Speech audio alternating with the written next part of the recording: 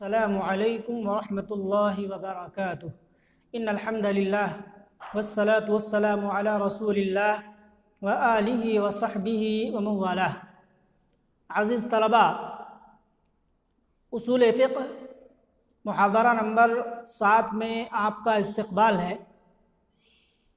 آج کے درس میں جس نقطے پر ہم اور آپ بحث کریں گے وہ ہے منزلۃ المبین من المبین، مبین کے بالمقابل مبین کا مقام۔ کیا مطلب یہ ہے کہ جس کی وضاحت کی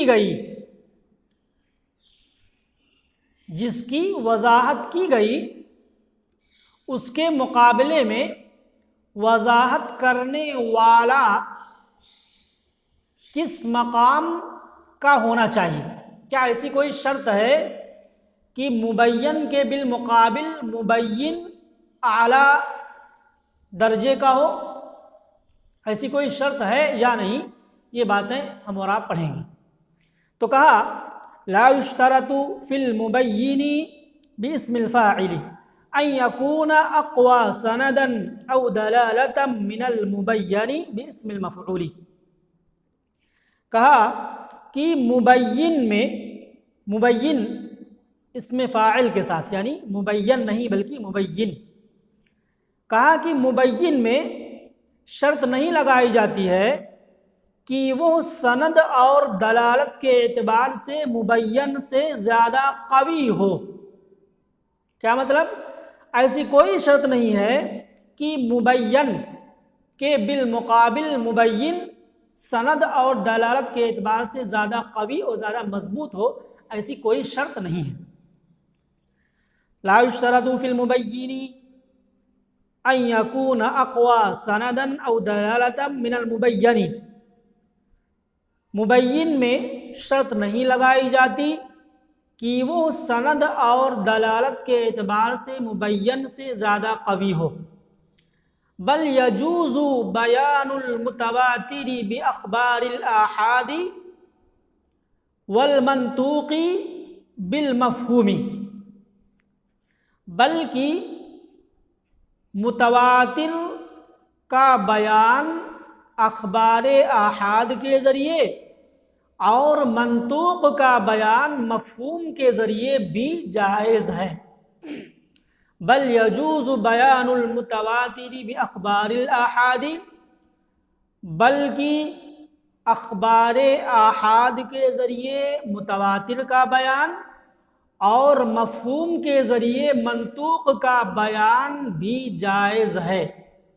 اور یہ بات آپ کو معلوم ہے کہ آحاد کے بالمقابل متواتر یہ اعلیٰ پائے کی ہوتی ہے، اور مفہوم کے بالمقابل منطوق یہ اعلیٰ درجے کا ہوتا ہے۔ لیکن پھر بھی کم درجہ والی چیز اعلیٰ درجہ والی چیز کی وضاحت کر رہی ہے، اور ایسا جائز ہے۔ اس کی مثالیں نیچے بیان کر رہے ہیں۔ الامثلۃ، مثالیں: بیان الکتاب بالسنت کقولہ تعالی، کتاب کی وضاحت سنت کے ذریعے، کتاب کی وضاحت، قرآن کی وضاحت سنت کے ذریعے، حدیث کے ذریعے، جیسے اللہ تعالیٰ کا یہ فرمان کقولہ تعالی۔ تو ظاہر سی بات ہے قرآن یہ سنت کے بالمقابل اعلیٰ درجے کا ہے، تو اعلیٰ کی وضاحت اس سے کم درجے والا کر رہا ہے۔ تو وہی کہا بیان الکتاب بالسنہ، کتاب کی وضاحت سنت کے ذریعے، اللہ تعالیٰ کا یہ فرمان مثال کے طور پر کیا، فَإِن طَلَّقَهَا فَلَا تَحِلُّ لَهُ مِن بَعْدُ حَتَّى تَنكِحَ زَوْجًا غَيْرَهُ، سورہ بقرہ آیت نمبر 230۔ کیا ترجمہ ہوگا؟ فَإِن طَلَّقَهَا، اگر شوہر اپنی بیوی کو طلاق دے دے، فلا تحل له، تو وہ بیوی اس کے لیے حلال نہیں ہے طلاق کے بعد، یہاں تک کہ وہ دوسرے شوہر سے نکاح کر لے۔ یہ ترجمہ ہوا۔ اب تنکیحہ، نکاح سے کیا مراد ہے اس کی وضاحت نہیں ہے۔ نکاح سے مراد مطلق نکاح کر لینا ہے یا اس سے مراد کچھ اور ہے، اس کی وضاحت اللہ کے رسول صلی اللہ علیہ وسلم نے یعنی حدیث نے کی ہے۔ بینا صلی اللہ علیہ وسلم نکاح الزوج الثانی بأنہ الوطی بقولہ لامرأة رفاعة القرظی حتی تذوقی عسیلتہ ویذوق عسیلتک۔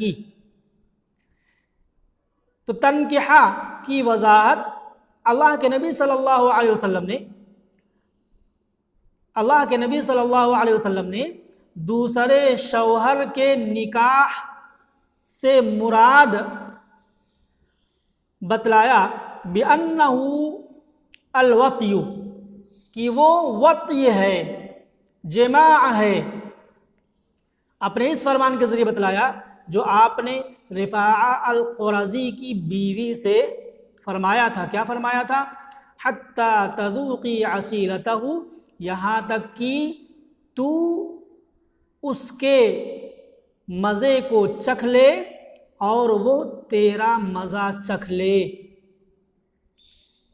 یہ رفاعہ القرظی کی بیوی سے اللہ کے رسول صلی اللہ علیہ وسلم نے فرمایا تھا۔ تو تنکیحہ یعنی دوسرے شوہر کے نکاح سے مراد کیا ہے؟ نکاح سے مراد اللہ کے رسول نے بتلایا، واضح کر دیا، حدیث نے واضح کر دیا کہ نکاح سے مراد وطی ہے، میاں بیوی کا ملاقات کر لینا ہے، نہ کہ مطلق نکاح کر لینا، شادی کر لینا ہے۔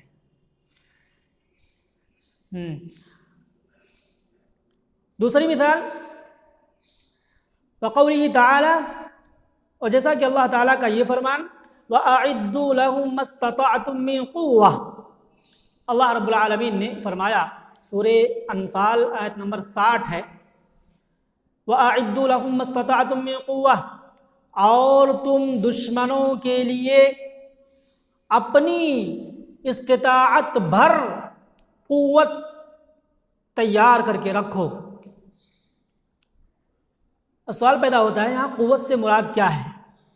تو اس کی وضاحت سنت نے کی، اللہ کے رسول صلی اللہ علیہ وسلم نے کی۔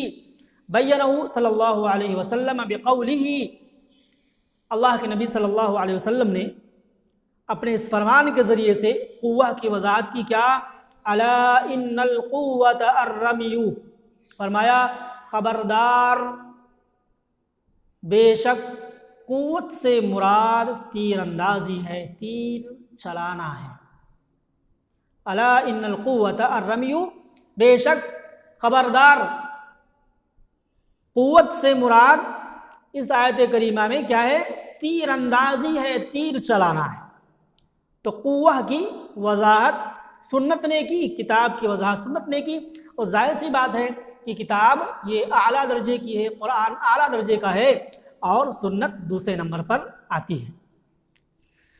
وَيَدُلُّ لِبَيَانِ الْكِتَابِ بِالسُّنَّةِ قَوْلُهُ تَعَالَى، اور سنت کے ذریعے قرآن کی وضاحت اللہ تعالی کا یہ فرمان بھی ہے، اور سنت کے ذریعے قرآن کی وضاحت کی دلیل اللہ تعالیٰ کا یہ فرمان بھی ہے۔ کیا؟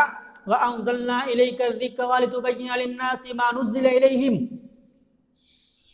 سورہ نحل آیت نمبر 44 ہے۔ اللہ رب العالمین نے فرمایا، اے نبی صلی اللہ علیہ وسلم، ہم نے آپ کی طرف ذکر کو، قرآن کو نازل کیا ہے، کیوں؟ تاکہ آپ لوگوں کے لیے اس چیز کی وضاحت کر دیں جو ان کی طرف نازل کیا گیا ہے، جو احکام لوگوں کی خاطر نازل کیے گئے ہیں ان کی وضاحت اور تبیین آپ کر دیں۔ تو اس آیت کریمہ سے پتہ چلتا ہے کہ ذکر سے مراد قرآن ہے اور اللہ کے نبی کو وضاحت کرنے کا حکم دیا جا رہا ہے، اور اللہ کے نبی صلی اللہ علیہ وسلم کی بات کیا ہوتی ہے؟ حدیث ہوتی ہے، حدیث کہلاتی ہے۔ تو قرآن کی وضاحت حدیث کر رہی ہے، تو یہ بھی دلیل ہے۔ نمبر 2، وَبَيَانُ الْمَنْطُوقِ بِالْمَفْهُومِ كَبَيَانِ مَنْطُوقِ قَوْلِهِ تَعَالَى فِي سُورَةِ النُّورِ وَالزَّانِي بِمَفْهُومِ الْمُوَافَقَةِ فِي قَوْلِهِ تَعَالَى فَعَلَيْهِنَّ نِصْفُ مَا عَلَى الْمُحْصَنَاتِ مِنَ الْعَذَابِ۔ کہا منطوق کی وضاحت مفہوم کے ذریعے۔ پہلے سمجھے کہ منطوق کس کو کہتے ہیں۔ منطوق کا مطلب ہوتا ہے، لغوی معنی ہوتا ہے بولا ہوا، یعنی وہ چیز، وہ مسئلہ جس کے تعلق سے کوئی نص موجود ہو، الفاظ موجود ہوں قرآن کے اندر یا حدیث کے اندر، تو کہیں گے منطوق۔ اور مفہوم جو کسی آیت کریمہ کا ایک مفہوم بنتا ہو، الفاظ اس کے سلسلے میں موجود نہ ہوں، تو اس کو مفہوم کہا جاتا ہے۔ وَبَيَانُ الْمَنْطُوقِ بِالْمَفْهُومِ، تو منطوق کی وضاحت مفہوم کے ذریعے۔ اس کی مثال کیا ہے؟ جیسا کہ سورہ نور آیت نمبر 2 میں، سورہ نور میں اللہ تعالیٰ کے فرمان یعنی منطوق کی وضاحت، اور وہ لفظ کیا ہے؟ والزانی۔ سورہ نور آیت نمبر 2 میں اللہ تعالیٰ کے منطوق یعنی والزانی کی وضاحت مفہوم موافقہ کے ذریعے اللہ تعالیٰ کے اس فرمان میں فَعَلَيْهِنَّ نِصْفُ مَا عَلَى الْمُحْصَنَاتِ مِنَ الْعَذَابِ۔ ترجمہ پہلے دیکھیں، سورہ نور آیت نمبر 2 کے اندر جو والزانی کا لفظ آیا ہے وہ کیا ہے؟ الزانیۃ والزانی فاجلدوا کل واحد منہما 100 جلدہ۔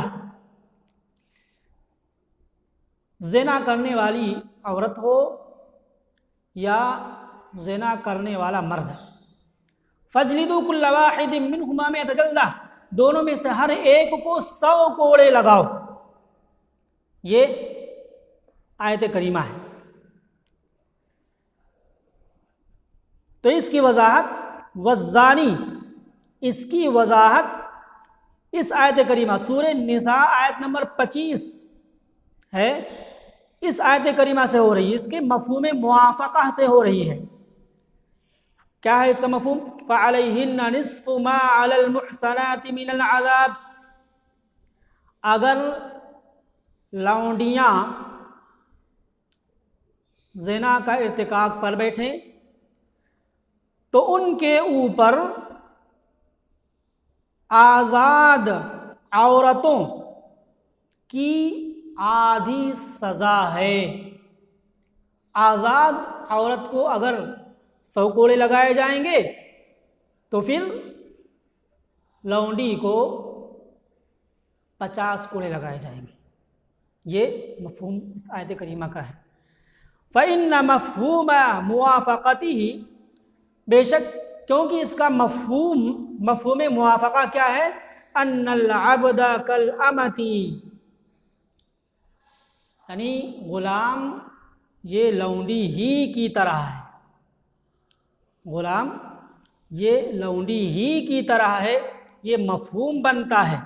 اس لیے کہا جا رہا ہے فَعَلَيْهِنَّ نِصْفُ مَا عَلَى الْمُحْصَنَاتِ مِنَ الْعَذَابِ، یعنی آزاد عورتوں کو جو سزا دی جائے گی اس کی آدھی سزا لونڈی کو دی جائے گی، اور غلام اور لونڈی ایک ہی حکم میں ہے۔ تو کہا فَإِنَّ مَفْهُومَ مُوَافَقَتِهِ، اس کا مفہوم موافق یہ ہے کہ غلام یہ لونڈی کی طرح اس سلسلے میں، لہذا فِي ذَلِكَ يُجْلَدُ 50 جلدةً، اسے بھی 50 کوڑے لگائے جائیں گے، 50 کوڑے لگائے جائیں گے۔ یعنی اگر لونڈی کی جگہ پر غلام ہو، وہ زنا کا ارتکاب کر بیٹھے تو اسے بھی آدھی سزا ملے گی، اور وہ کیا ہے؟ 50 کوڑے۔ فَبَيَّنَ هَذَا الْمَفْهُومُ تو اس مفہوم نے واضح کر دیا، کیا واضح کر دیا؟ ان المراد بالزانی فی سورۃ النور خصوص الحر، کہ سورہ نور میں زانی سے مراد خاص طور پر آزاد لوگ ہیں، آزاد مرد مراد ہے، اس لیے وہاں پر 100 کوڑا لگانے کی بات ہو رہی ہے۔ الزانیۃ والزانی فاجلدوا کل واحد منہما 100 جلدہ، کیا کہا گیا؟ کہ زنا کرنے والی عورت ہو یا زنا کرنے والا مرد، ان دونوں میں سے ہر ایک کو 100 کوڑے لگاؤ۔ اب سوال پیدا ہوتا ہے کہ زانی سے کون مراد ہے؟ یعنی آزاد مرد مراد ہے یا غلام مراد ہے؟ تو اس مفہوم نے فعلیہن نصف ما علی المحصنات من العذاب کا جو مفہوم موافق ہے اس نے واضح کر دیا کہ نہیں، سورہ نور میں جو والزانی کا لفظ آیا ہے اس سے مراد خاص طور پر آزاد مراد ہیں، اس لیے 100 کوڑے کی بات ہو رہی ہے۔ اب اگر کوئی غلام زنا کا ارتکاب کر بیٹھتا ہے تو اسے آزاد کے بالمقابل آدھی سزا یعنی 50 کوڑے ملیں گے، یہ مفہوم ہوا۔ تو والزانی کی وضاحت یعنی سورہ نساء آیت نمبر 25 کے مفہوم موافق نے کر دیا۔ تو کیا ہوا؟ منطوق کی وضاحت مفہوم نے کی۔ منطوق کیا ہے؟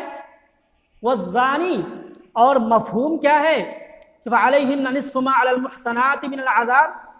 اس کا مفہوم، ایک مفہوم جو بنتا ہے کہ لونڈی کی طرح غلام ہے، یہ مفہوم زانی کا مفہوم واضح کر دے رہا ہے۔ تو ایسا ہو سکتا ہے کہ کتاب کی وضاحت سنت کر دے، اور اس طریقے سے اخبار احاد کے ذریعے سے متواتر کی وضاحت ہو، اور مفہوم کے ذریعے سے منطوق کی وضاحت ہو۔ ایسی کوئی شرط نہیں ہے کہ مبین یعنی جس کی وضاحت کی گئی ہے اس کے بالمقابل مبین یعنی وضاحت کرنے والا بلند مقام والا ہونا چاہیے، ایسی کوئی شرط موجود نہیں ہے۔ یہ بات بیان کی گئی اور اس نقطے پر آپ کے سامنے یہ تفصیل پیش کی گئی۔ امید کہ سمجھ میں آیا ہوگا۔ ھذا وباللہ التوفیق، والسلام علیکم ورحمۃ اللہ وبرکاتہ۔